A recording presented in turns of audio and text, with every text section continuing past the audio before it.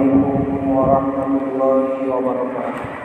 وعليكم السلام ورحمة الله. الحمد لله نحمده ونستعينه ونستغفره ونؤمن به ونتوكل عليه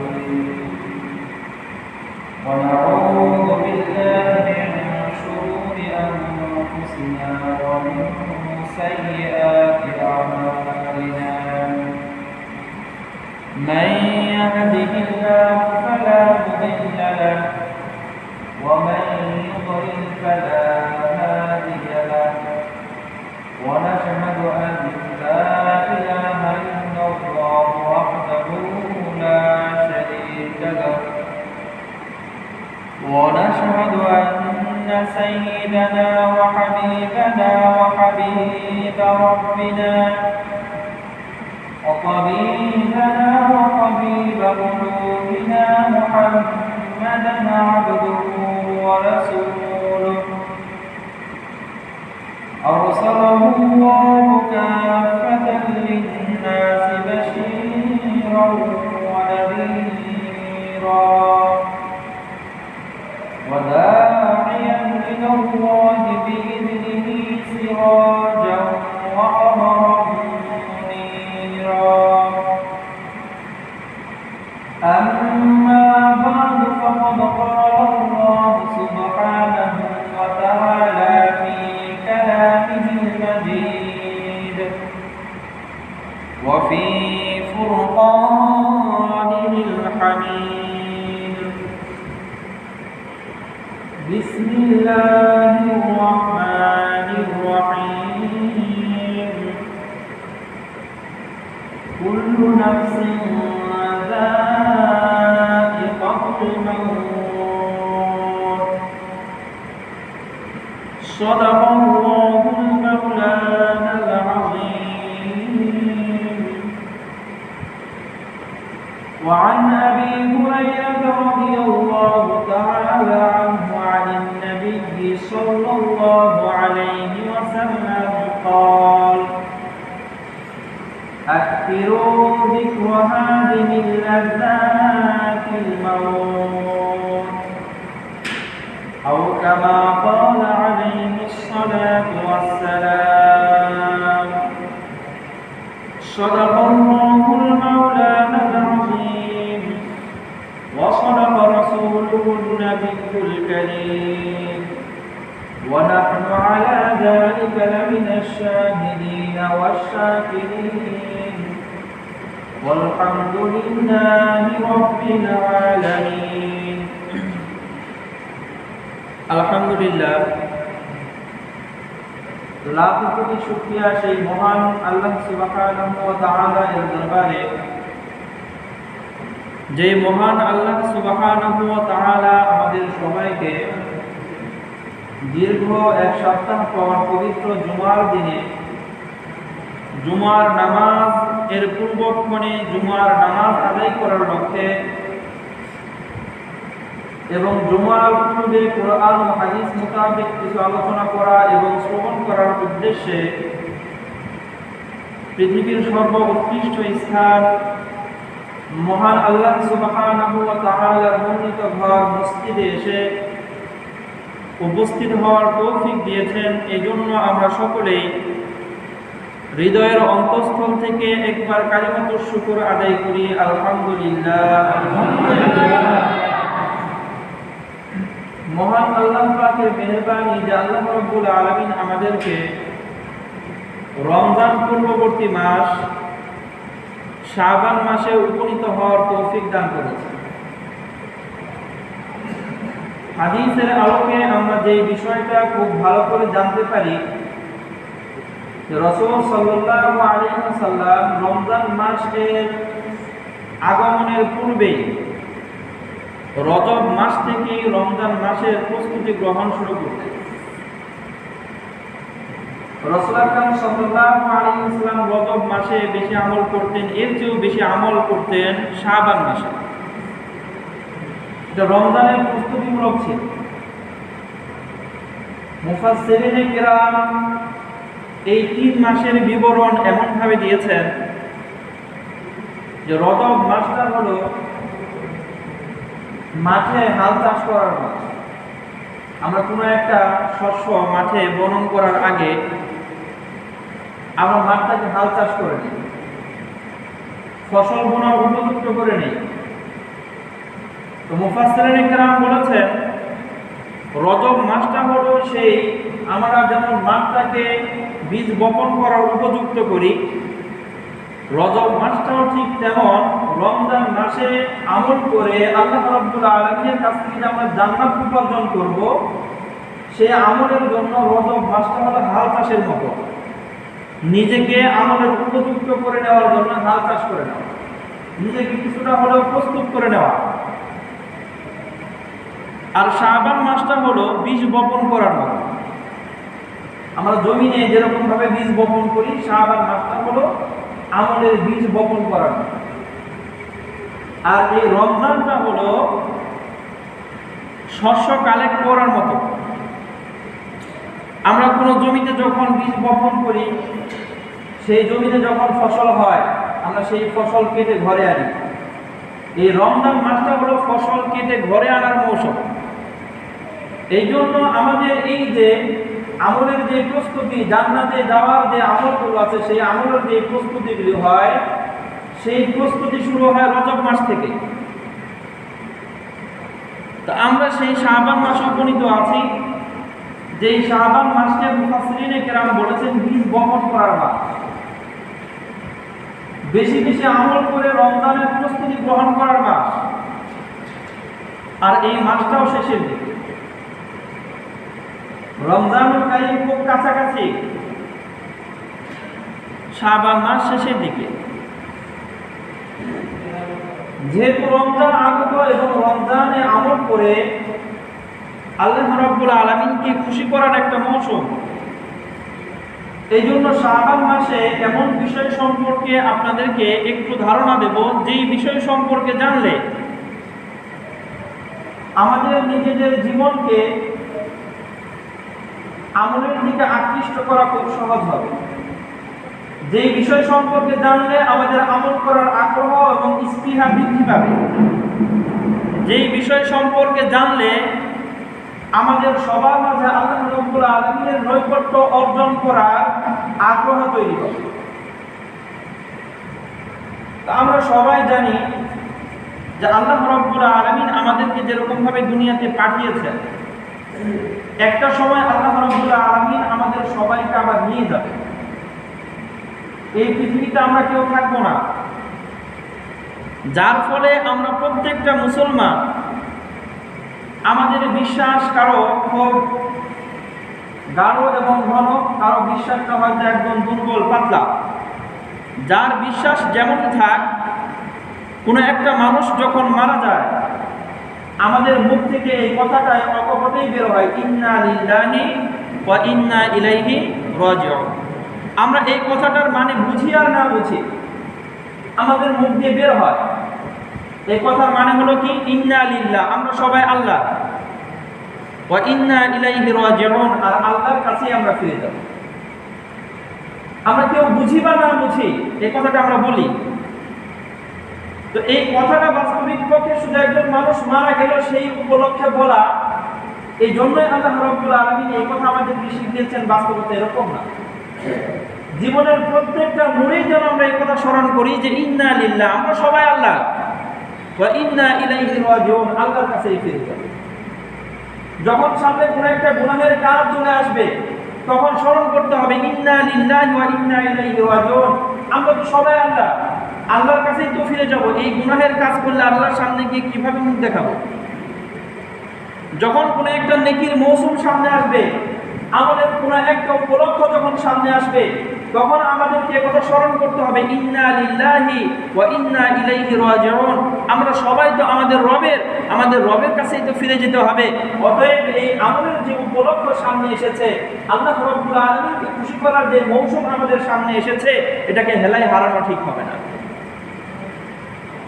আমাদের অবস্থা হচ্ছে আমরা শুধু কেউ মারা গেলে তখন বলি ইন্না লিল্লাহ, এটার মানে বুঝি বা না বুঝি সেটা আরো পরের কথা, কিন্তু বাস্তবিক পক্ষে ইন্না লিল্লাহি ওয়া ইন্না ইলাইহি রাজিউন এটা মৃত্যুকে কেন্দ্র করে নয়, শুধু এটা জীবনের প্রত্যেকটা মুহূর্তে স্মরণ করার একটা বাক্য, যেটা প্রত্যেকটা মুহূর্তে স্মরণ করা দরকার। যাই হোক, আল্লাহ রাব্বুল আলামিন আমাদেরকে এই দুনিয়াতে পাঠিয়েছেন, এখানে আমরা বসবাস করব, আবার একদিন চলে যাব। এই যে জগৎ, এই জগৎটাকে আল্লাহ রাব্বুল আলামিন তিন ভাগে ভাগ করে দিয়েছেন। একটা জগৎ হলো আলামী দুনিয়া, এটা আমরা দুনিয়াতে বিচরণ করছি, এটা একটা জগৎ। এরপর আরেকটা জগতের কথা আমরা জানি, সেটা হলো আলামে আখিরা, পরকাল। এই দুইটার মাঝে আল্লাহ রাব্বুল আলামিন আরেকটা জগৎ রেখেছেন। সেই জগতের নাম হাদিসের ভাষায় হলো আলামে বারজাখ। আলামে বারজাখ, বারজাখুন শব্দের অর্থ হলো আবরণ, পর্দা, পার্টিশন।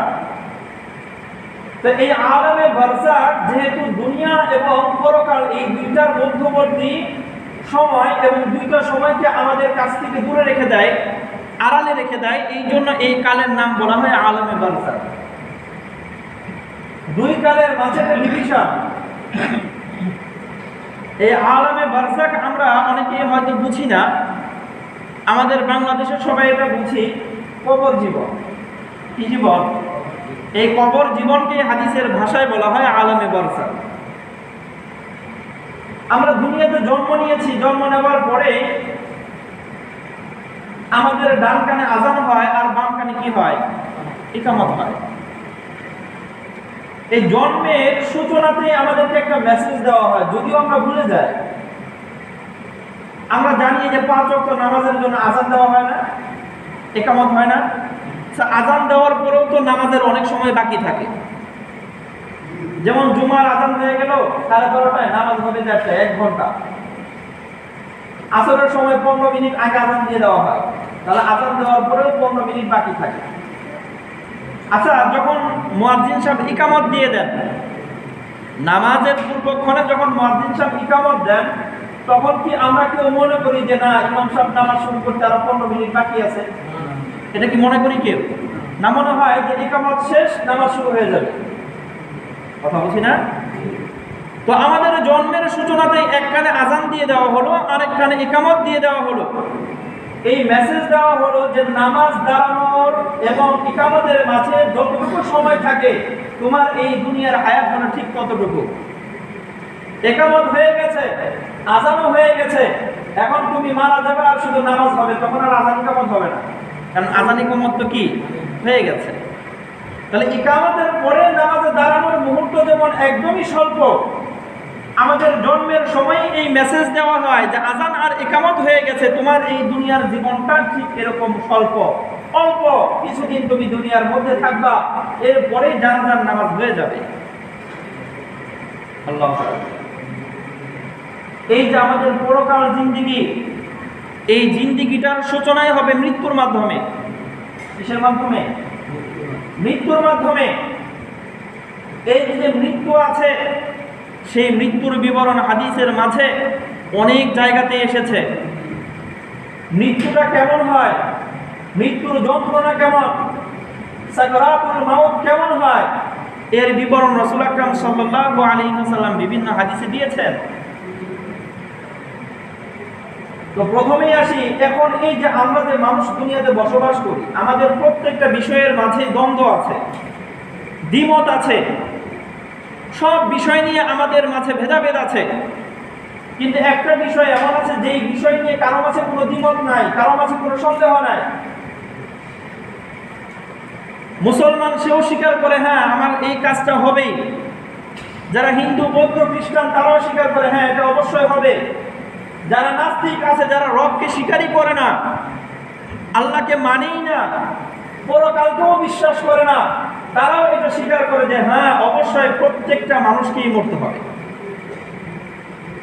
কুল্লু নাফসিন যায়িকাতুল মাউত, কুরআন বিশ্বাস করো বা না করো, কুরআনের এই আয়াত নিয়ে সকলেরই বিশ্বাস আছে, সবারই কি করতে হবে?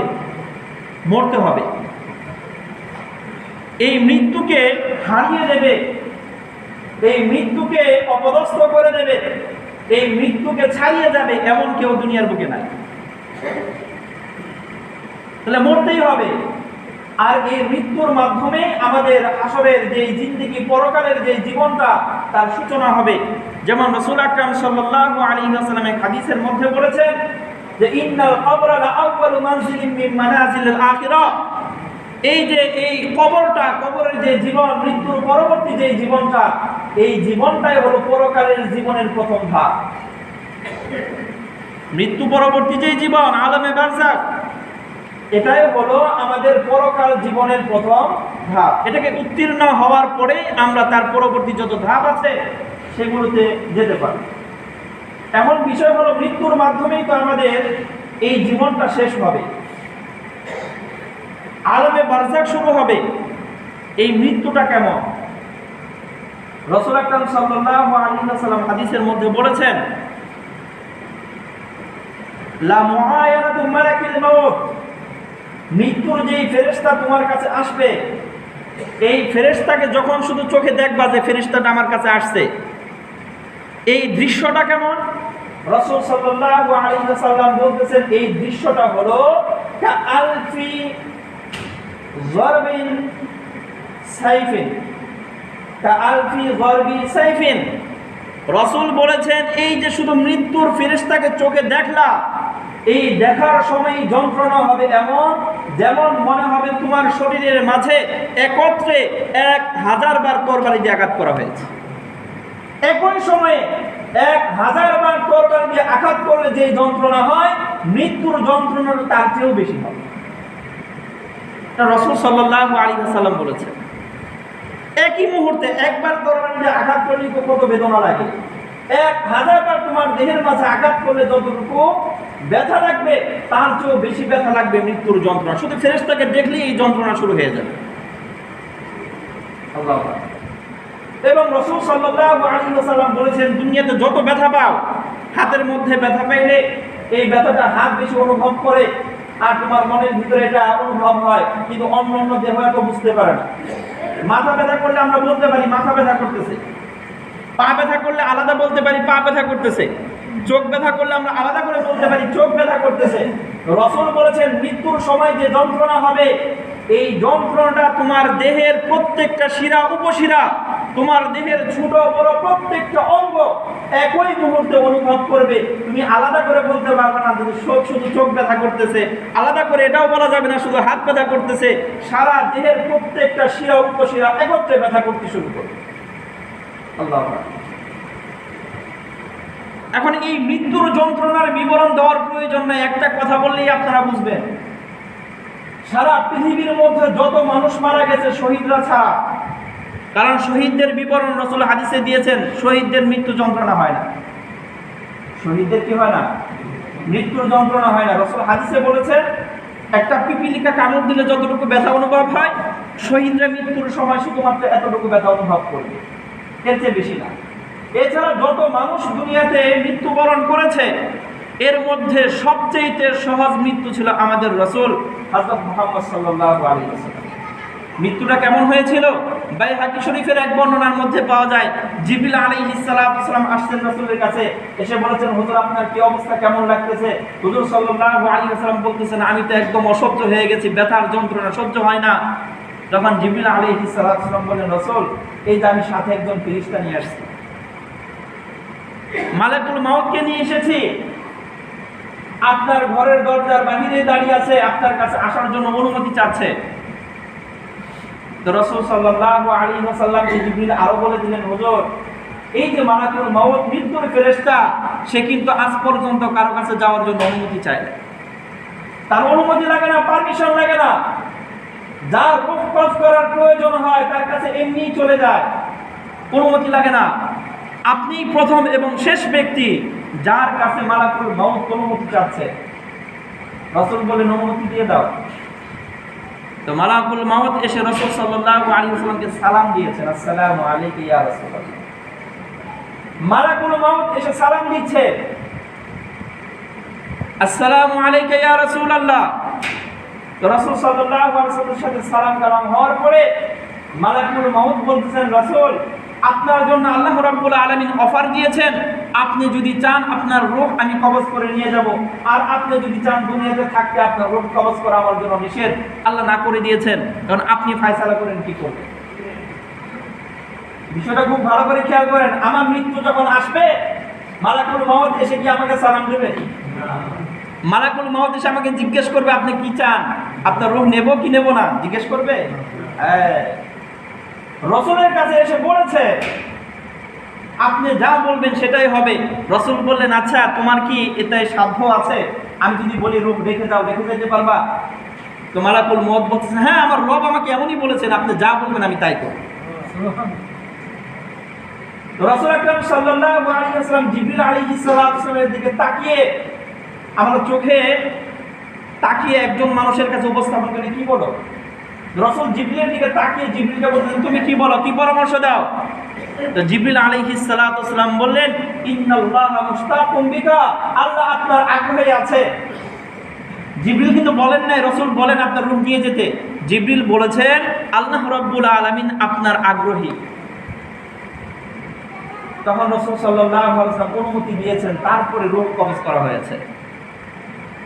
তাহলে মালাকুল মউত সালাম দিয়েছে, অনুমতি চেয়েছে, তারপরে রূহ কবজ করেছে। তার মৃত্যুটা হলো সবচেয়ে সহজ মৃত্যু ছিল। এরপরে হযরত আয়েশা রাদিয়াল্লাহু তাআলা আনহার বিবরণ শুনেন। রাসূলের মৃত্যু হলো সবচেয়ে কি সহজ, সবচেয়ে সহজ। আয়েশা রাদিয়াল্লাহু তাআলা আনহা বলতেছেন মা আকবিদু আহাদান বিহাউনি মাউতিন। আয়েশা রাদিয়াল্লাহু তাআলা আনহা বলতেছেন আমি আর কারো মৃত্যুকে সহজ মনে করি না। মৃত্যু কারোর জন্য সহজ না। কেন? মা রাআইতুহুল্লাযী মিন শিদ্দাতি মাউতি রাসূলিল্লাহ, কারণ আমি রাসূলের মৃত্যুর যে ভয়াবহতা দেখেছি, তারপরে আমার বিশ্বাস কারো মৃত্যু আর সহজ হইতে পারে না। তো রাসূলের মৃত্যু কি কঠিন ছিল না সবচেয়ে সহজ ছিল? সেই সহজ মৃত্যুর বিবরণ হযরত আয়েশা রাদিয়াল্লাহু তাআলা আনহা, যার ফুলে মাথা রেখে রাসূল সাল্লাল্লাহু আলাইহি ওয়াসাল্লামের রূহ কবজ করা হয়েছিল, সেই আয়েশা রাদিয়াল্লাহু তাআলা আনহা বিবরণ দেয় রাসূলের সেই মৃত্যুর ভয়াবহতা দেখে আমি এই সিদ্ধান্তে উপনীত হয়েছি দুনিয়াতে আর কারো মৃত্যু সহজ হইতে পারে না। মৃত্যু সহজ না।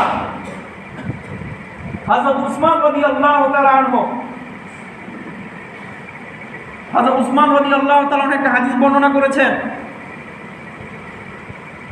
যে উসমান রাদিয়াল্লাহু তাআলা একদিন কবরের পাশে দাঁড়িয়ে আছেন, চোখ বেয়ে বেয়ে পানি ঝরতেছে। উসমান রাদিয়াল্লাহু তাআলা দাঁড়ি সেই চোখের জলে ভিজে গেছে। অন্যান্য সাহাবায়ে কেরাম জিজ্ঞেস করলেন হে উসমান, আপনার সামনে জান্নাত জাহান্নামের কত আলোচনা হয়, জাহান্নামের কথা কত স্মরণ করেন, আপনাকে তো কখনো এভাবে কাঁদতে দেখি, আপনি এই কবরের পাশে দাঁড়িয়ে এত কান্না করতেছেন। তখন হযরত উসমান রাদিয়াল্লাহু তাআলা বলেছিলেন শোনো, রাসূল আকরাম সাল্লাল্লাহু আলাইহি ওয়াসাল্লাম বলেছেন এই কবরের জীবনটাই হলো পরকাল জীবনের প্রথম ধাপ। পরকাল জীবনের প্রথম ধাপটা শুরু হবে এই কবরের জীবন দিয়ে। শুধু এতটুকুই না, রাসূল সাল্লাল্লাহু আলাইহি ওয়াসাল্লাম বলেছেন ওয়া মান নাজা মিনহু, এই কবরের শাস্তি থেকে যেই মানুষটা মুক্তি পেয়ে গেল, ফামা বা'দা যালিকা আইসার মিনহু, তার পরবর্তী জীবনটা আরো সহজ হবে। কবরের জীবনটা যদি তার শান্তিময় হয়, পরবর্তী জীবনটা তার শান্তির হবে। ওমান লাম ইয়ানজি মিনহু, আর যেই ব্যক্তি কবরের শাস্তি থেকে বাঁচতে পারলো না, কবরটাই তার জন্য জাহান্নামের মতো হয়ে গেল। খুব ভালো করে মনে রাখবা, ফামা বা'দা যালিকা, এর পরের তার জীবনটা হবে আশাদ্দু মিন যালিক, এর চেয়ে আরো বেশি ভয়াবহ, আরো বেশি ভয়াবহ। মৃত্যুর যে যন্ত্রণার কথা আমি আপনাদেরকে শুনাইলাম, এর চেয়ে বড় লম্বা চূড়া আলোচনা করার সময় নেই। এই মৃত্যুর জীবন, মৃত্যু যখন শুরু হবে, রাসূলের যে বিবরণ আর হযরত আয়েশা রাদিয়াল্লাহু তাআলা আনহার যে বিবরণ, এখান থেকে যদি আমরা অনুমান না করতে পারি, অনুভব যদি কিছুটা না করতে পারি, আর কোনোভাবেই বোঝানো সম্ভব না। এগুলো অনুভবের বিষয়, অনুভূতির বিষয়। কোনো একটা মানুষ পারবে না আপনাকে এই মৃত্যুর যন্ত্রণাটা একদম অনুভব করাই দিতে, আপনার নিজের বুঝতে হবে। আহলে সুন্নাত ওয়াল জামাতের উলামায়ে কেরাম যারা আছেন, তাদের একটা বিবরণ আপনাদের কাছে দেই। এনারা বলেছেন দুনিয়ার মধ্যে সবচেয়ে বড় কঠিন কষ্ট যেটা আছে, মৃত্যুর কষ্টের তুলনায় সেটা সবচেয়ে নগণ্য। পৃথিবীর বুকে সবচেয়ে বড় যে কষ্ট, মৃত্যুর যন্ত্রণার তুলনায় সেটা মনে হবে সবচেয়ে তুচ্ছ। আর মৃত্যুর যন্ত্রণা আর কি বোঝাবো? আল্লাহ আবু হামিদ গাজালি রহমাতুল্লাহি আলাইহি তিনার লিখিত একটা কিতাব আছে ইহইয়া উলুমিদ্দিন, সেই কিতাবের মধ্যে তিনি একটা কথা বলে দিয়েছেন, এরপর আর বলার শক্তি নাই। তিনি বলেছেন সারা পৃথিবীর ভিতরে একজন মানুষ যদি সারাটা জীবন সুখে স্বাচ্ছন্দ্যে জীবনযাপন করে, কোনোদিন কোনো ব্যথা পায় নাই, কোনোদিন কোনো কষ্ট তার অনুভব হয় নাই, এই মানুষটার মৃত্যুর যে যন্ত্রণা হবে, সেই মৃত্যুর যন্ত্রণার পরে যদি তাকে জিজ্ঞেস করা হয় কোনোদিন কি তুমি শান্তি পাইছিলা, কোনোদিন কি তুমি সুখ দেখেছিলা, সে এই উত্তর দেবে যে না, আমি জীবনে কোনোদিন সুখ আর শান্তি পাই। মৃত্যুর যন্ত্রণার ভয়াবহতায় তার সারা জীবনের আনন্দ সচ্ছলতা, তার সারা জীবনের ভোগ বিলাসে ভুলে যাবে, এত ভয়াবহ যন্ত্রণা হবে। এই জন্য রাসূল সাল্লাল্লাহু আলাইহি ওয়াসাল্লাম বলেছেন যে দুনিয়ার বুকে যে উড়ে বেড়াও, যা মনে চায় তাই করো, একটা বিষয় শুধু মাথায় রেখো, সব করতে পারবে না। রাসূল সাল্লাল্লাহু আলাইহি ওয়াসাল্লাম একদিন মসজিদে নববীতে গিয়েছেন, দেখেন সাহাবায়ে কেরাম বিভিন্ন গল্প গুজবে আছেন, হাসাহাসি করতেছেন। তো রাসূল সাল্লাল্লাহু আলাইহি ওয়াসাল্লাম বলেছেন যে আমি যা জানি যদি তোমরা জানতা, মুখ দিয়ে হাসি আসতো না। তো রাসূল সাল্লাল্লাহু আলাইহি ওয়াসাল্লাম সেইখানে উপদেশ দিলেন, আকসিরু যিকরাহা মিন লাযাতিল মাউত, মৃত্যুর কথা স্মরণ করো, যেই মৃত্যু সকল প্রকার সুখ এবং স্বাচ্ছন্দ্যকে ধ্বংস করে দেয়। মৃত্যুর কথা স্মরণ করো, মুখে আর হাসি আসবে না। কোন একটা পাপ কাজের সামনে মুখোমুখি যখন হয়ে যাবে, মৃত্যুর কথা স্মরণ করো, পাপ কাজ আর করা হবে না। কোন একটা ইবাদতের সুযোগ যখন সামনে আসবে, মৃত্যুর কথা স্মরণ করো, ইবাদত ছাড়তে পারবে না। মৃত্যুর যন্ত্রণা আমি বললাম, আমি যতটুকু বলার ক্ষমতা ছিল আমি বললাম, বোঝানো সম্ভব না। এই যে উলামায়ে কেরামের যে কথাগুলো বললাম, রাসূল আকরাম সাল্লাল্লাহু আলাইহি ওয়াসাল্লাম হাদিসের যে বিবরণ দিলাম, আয়েশা রাদিয়াল্লাহু তাআলা আনহার যে অভিব্যক্তি আপনাদেরকে শোনালাম, এখান থেকে যদি কারো অনুমান না হয় আর বোঝানো সম্ভব না। এই মৃত্যুর পরবর্তী যে জীবন, এটাকে আলামে বারজাখ বলা হয়, কবরের জীবন। আমরা সবাই মনে করি কবর, সবাই কি মনে করি? শুধু কবর। এটা আলামে বারজাখ বলা হয়। কি বলা হয়? আলামে বারজাখ। আমরা তো কবর মনে করি ছোট্ট একটা গর্ত করা হলো, এখানে একটা লাশ রেখে দেওয়া হলো, এটাই কবর, এটাই আলামে বারজাখ না। একজন মানুষকে বাঘে খেয়ে ফেলেছে, তারা তো কবর দেওয়া হয় নাই, তার কি আলামে বারজাখ নাই? একজন মানুষ নদীতে ডুবে মারা গেছে, তার লাশ খুঁজে পাওয়া যায় নাই, কোথায় পচে পড়ে আছে, তাকে তো কবর দেওয়া হয় নাই, তার কি আলামে বারজাখ নাই? যে যেখানে আছে মৃত্যুর পরবর্তী সময়টা, চাই সে বাঘের পেটেই থাক, মাছের পেটে থাক, চাই সে বন জঙ্গলের ভিতরে পড়ে থাক, চাই সে কবরের ভিতরেই থাক, এটাই হলো তার আলামে বারজাখ। এটাই আলামে বারজাখ। এখানে আল্লাহ রাব্বুল আলামিন তার উপর যে সমস্ত নিয়ামত দেওয়ার দিয়ে দেবেন, যে প্রকারের শাস্তি আল্লাহ রাব্বুল আলামিন নির্ধারণ করেছেন, সেখানেই তাকে দিয়ে দেবেন। এর আলামে বারজাখ, কবরের জীবন। কবরের ভয়াবহতা নিয়ে বেশি সময় নেই কথা বলার। একটা হাদিস আসছে তিরমিজি শরীফের মধ্যে, সেই হাদিসের মধ্যে রাসূল বলেছেন প্রত্যেকটা দিন কবর মানুষদেরকে লক্ষ্য করে কিছু কথা বলে। মানুষদেরকে লক্ষ্য করে কবর বলতে থাকে, আনা বাইতুল ওয়াহদা, আনা বাইতুল গুরবা, আনা বাইতুত তুরাব, আনা বাইতুদ দূর। কবর বলতে থাকে আমি একাকিত্বের ঘর, আমার সাথে কোনো সঙ্গী নিয়ে আসতে পারবে না, একা আসতে হবে।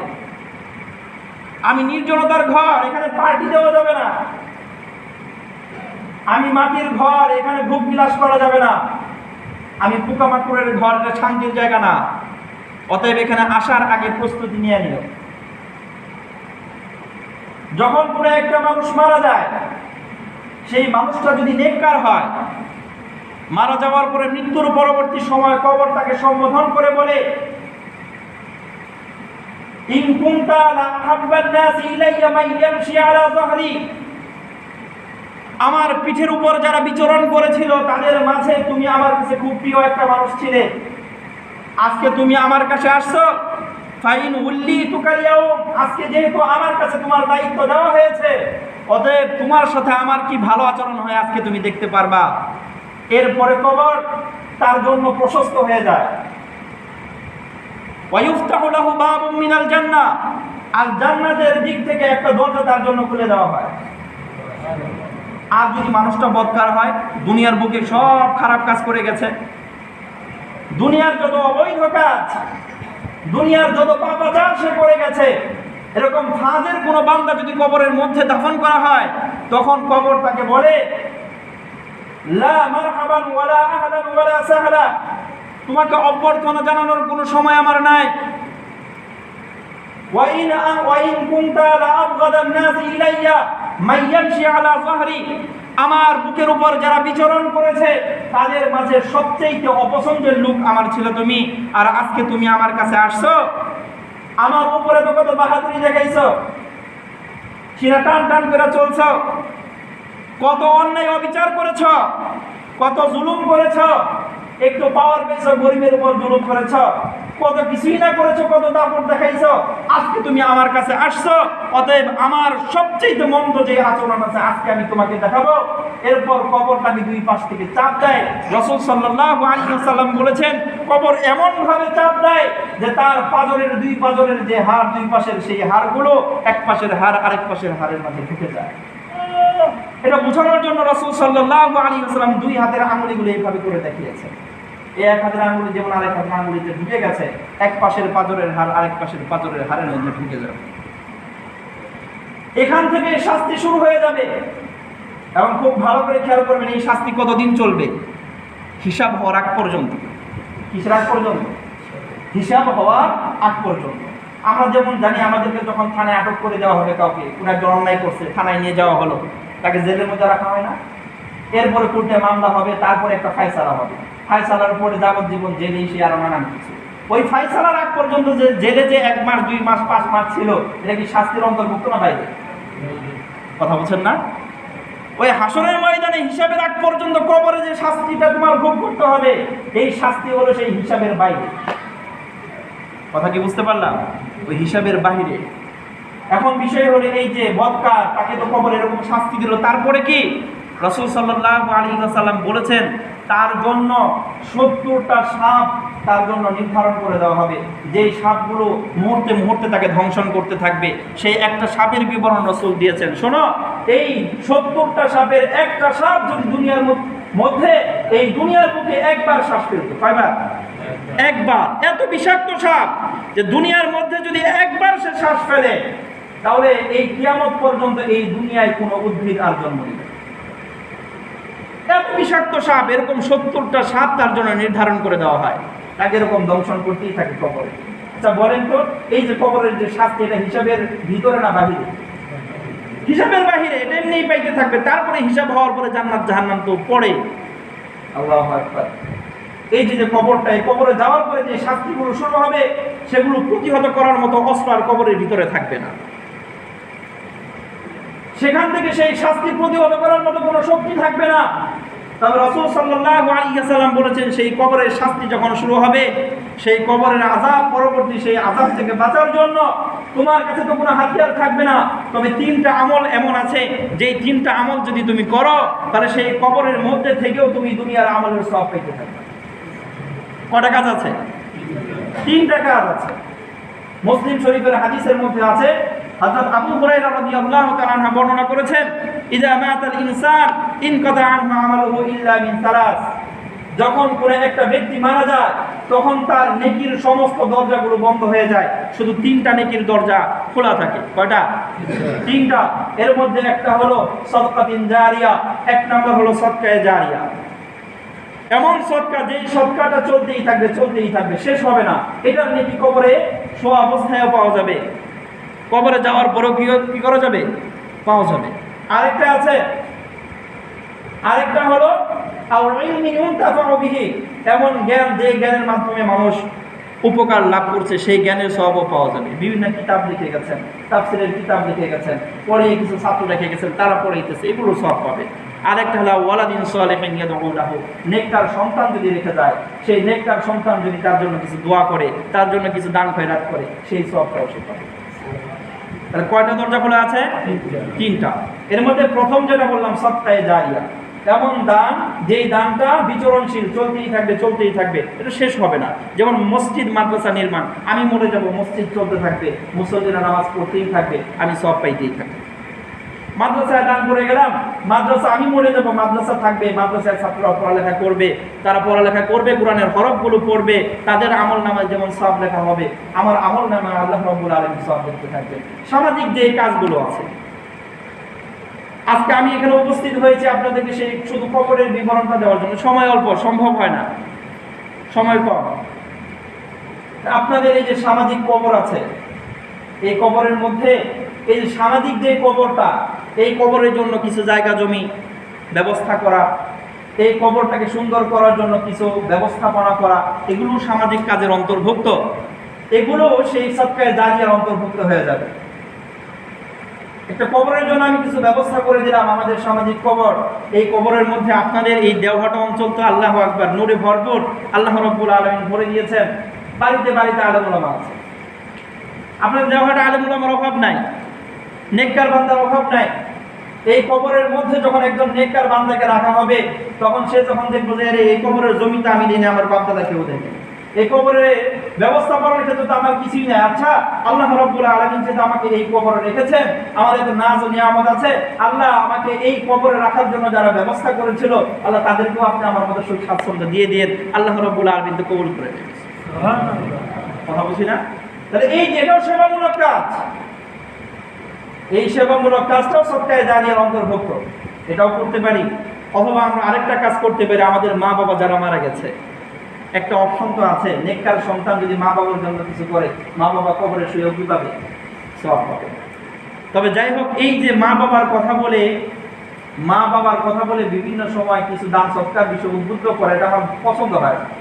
কারণ এমন সন্তান, যেই সন্তানকে মা এবং বাবার মৃত্যুর কথা বলে তার কাছ থেকে মা বাবার নামে দান সৎকার করে দিতে হয়, সেই সন্তানের দান সৎকার দরকার কি? যে সন্তানের মনের ভিতরে এমনি জাগ্রত হয় না যে আমার মা বাবার জন্য কিছু করা, ওই সন্তানেরকে বইলা দান করানো দরকার। নিজের মনের ভিতরে আসা দরকার, আমার মা বাবা অন্ধকার কবরে শুয়ে আছে, না জানি কোন অবস্থায় আছে, জানি না, গতকাল আলোচনা হয়েছে এখানে, কোন অবস্থায় আছে আমার জানা নাই, আল্লাহ কোন হালতে রেখেছেন আমি জানি না, আব্দে মুমিন হিসেবে আছে, মুমিনা হিসেবে আছে, নাকি ফাজেরা হিসেবে আছে আমি জানি না, কোন হালতে আছে আমার জানা নাই।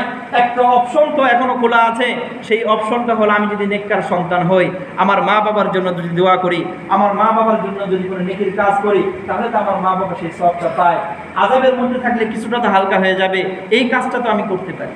এই অনুভূতি যদি নিজের মনের ভিতরে না আসে, আমার মুখে বইলা আপনাদের অনুভূতি জাগ্রত করার আমার প্রয়োজন মনে হয় না। যেই সন্তানের মা বাবার প্রতি ভালোবাসা আর মহব্বত এতটুকু নাই, তার বইলা করার দরকার কি? কথা বলছি না? এই জন্য আমাদের যাদের মনের ভিতরে এই মা বাবার প্রতি দরদ আছে, টান আছে, আমাদের মা বাবার কবরের মধ্যে যদি শাস্তি হয়ে থাকে, সেই শাস্তি একটু হালকা হোক। আমার মা বাবা যদি কবরের মধ্যে শান্তিতে থাকে, সেই শান্তিটা আরো দীর্ঘ হোক, এই কামনা করে আমরা যদি চাই এই সামাজিক কাজগুলোর মধ্যে আমরা সকলেই অংশগ্রহণ করতে পারি। আসলে আলোচনা করার ছিল অনেক কিছু, সম্ভব হয় না, সময়ের হেরফেরে, সময় তো সংকুচিত, সম্ভব হয় না। যতটুকু আলোচনা হলো, আল্লাহ রাব্বুল আলামিন আমাদের সবাইকে বুঝা, পূর্ণাঙ্গ রূপে বুঝা এবং সেই মোতাবেক আমল করার তৌফিক দান করেন। আমিন। ওয়া আখিরু দাওয়ানা আলহামদুলিল্লাহ।